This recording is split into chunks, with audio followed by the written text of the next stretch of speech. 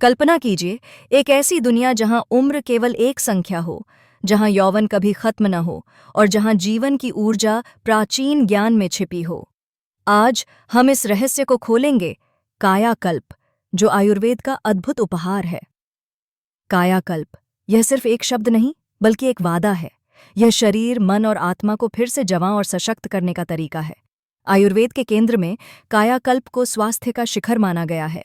यह न केवल उम्र को पीछे ले जाता है, बल्कि शरीर को भीतर से शुद्ध और पुनर्जीवित करता है। लेकिन सवाल यह है कि यह काम कैसे करता है, और आज इसकी चर्चा क्यों नहीं होती।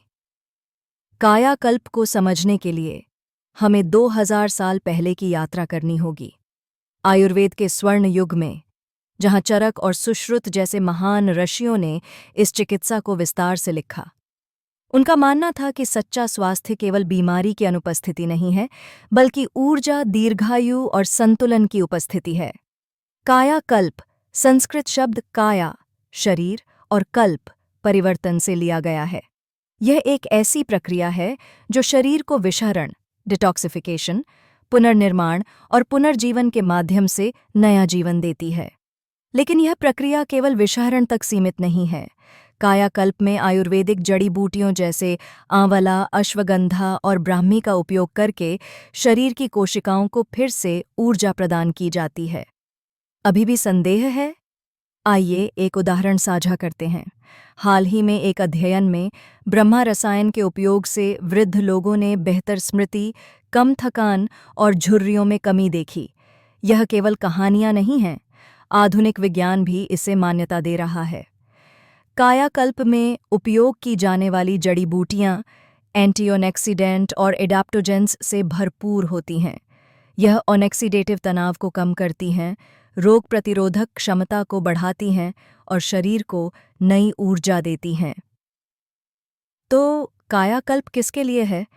हर उस व्यक्ति के लिए जो अपने जीवन में संतुलन, ऊर्जा और आनंद चाहता है। यह केवल लंबा जीवन जीने के लिए नहीं, बल्कि बेहतर जीवन जीने के लिए है। आप सोच रहे होंगे, क्या कायाकल्प मेरे व्यस्त जीवन के लिए उपयुक्त है?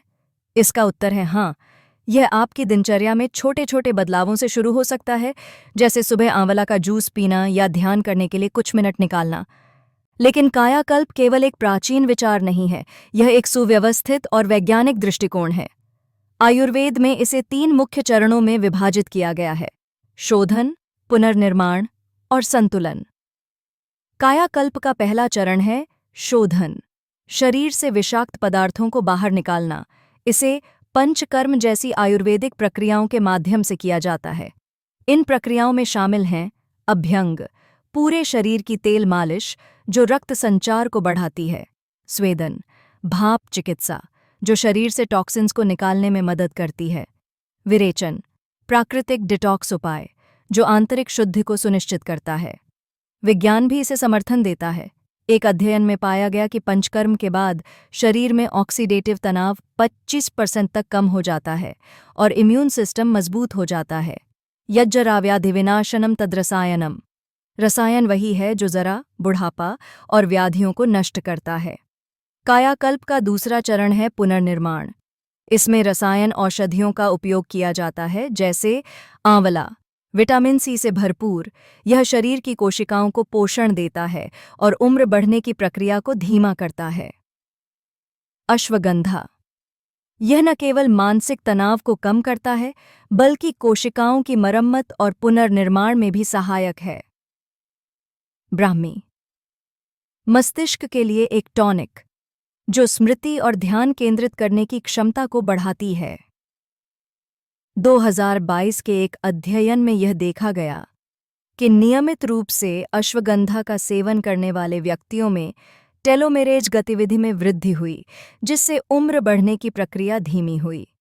रसायनम हि बलमायुष्यम मेधांच करम परम, रसायन बल, आयु और मेधा, बुद्धि को बढ़ाने वाला है। कायाकल्प का तीसरा और सबसे महत्वपूर्ण चरण है संतुलन, शरीर, मन और आत्मा का सामंजस्य। इसे योग, ध्यान और सही आहार के माध्यम से प्राप्त किया जाता है। योग और ध्यान, यह मानसिक स्पष्टता को बढ़ाता है और तनाव को कम करता है। संतुलित आहार, आयुर्वेदिक आहार, जिसमें रसायन औषधियों का समावेश होता है, शरीर को पूर्ण पोषण प्रदान करता है। यह चरण आपके शरीर को भीतर से सशक्त करता है और मानसिक शांति लाता है। बलं मेधा च देहस्य यथा कालम समाश्रयेत। शरीर में समय पर बल और मेधा को ग्रहण करना रसायन का उद्देश्य है। अब सवाल यह है, क्या यह केवल एक वैचारिक प्रक्रिया है? नहीं। आधुनिक शोध ने भी साबित किया है कि कायाकल्प के सिद्धांत प्रभावी हैं। उदाहरण के लिए, अगस्त्य हरेतकी रसायन, इसने राज्यक्षमा के रोगियों में पोषण स्थिति में सुधार और दवाओं के साइड इफ़ेक्ट्स को कम करने में मदद की। नियमित आंवला और ब्राह्मी का सेवन इम्यूनिटी को बढ़ाने और मानसिक स्वास्थ्य में सुधार के लिए अत्यधिक प्रभावी साबित हुआ। रसायन औषधियों में एंटीऑक्सीडेंट और एडाप्टोजेंस जैसे गुण होते हैं, जो शरीर को संक्रमण से लड़ने और तनाव को सहन करने की क्षमता देते हैं। तो अब सवाल यह है, क्या आप इसे अपने जीवन में शामिल कर सकते हैं? इसका उत्तर है बिल्कुल। अपने दिन की शुरुआत आंवला जूस या हल्दी पानी से करें। हफ्ते में एक बार अभ्यंग तेल मालिश करें। रोज 15 मिनट ध्यान और योग के लिए निकालें। अपने आहार में रसायन औषधियों का समावेश करें। कल्पना करें कि आप 10 साल बाद भी ऊर्जावान, संतुलित और जीवन से भरपूर हैं। यह कोई असंभव सपना नहीं है। यह कायाकल्प का वादा है, एक स्वस्थ, लंबा और आनंदमय जीवन। अधिक जानकारी के लिए हमारे चैनल वाइटैलिटी वेदास को सब्सक्राइब करें